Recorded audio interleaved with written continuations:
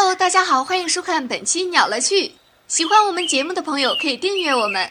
今天我们谈论的主题是画眉鸟斗鸟乐趣多，云贵川语争王侯，谁才是鸟王？画眉鸟语色艳丽，形态优美，鸣声悦耳，以委婉动听的歌喉而被人们誉为林中歌手，并以能征善战而被称之为隆中将军。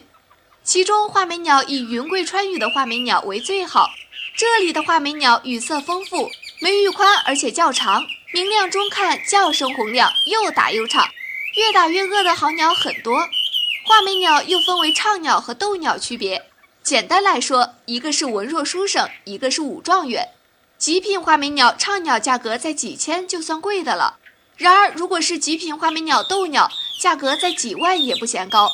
更有甚者，专业玩打鸟的网友介绍一只贵州画眉鸟王，卖出80万的高价。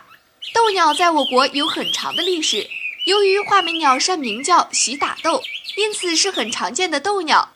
斗鸟有打格笼、打滚笼、打游击等形式，比赛往往采用格笼的形式，两分组1对1格斗，负伤逃跑的一方视为输。通过斗鸟比赛以鸟会友，也是各位画眉鸟爱好者的一大乐趣。小编觉得云贵川语的画眉鸟以贵州画眉鸟为好，特别是贵州黔东南一带产的为最好。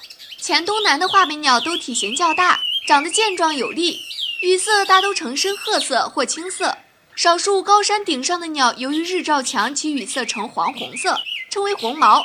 这样的画眉鸟受到了很多人的青睐。说的不当之处，请在下方批评指正，欢迎点赞、收藏和分享。如果你有什么好的建议和想法，也可以留言。鸟乐趣每天都会更新精彩视频，和大家共同成长，记得关注我们哟。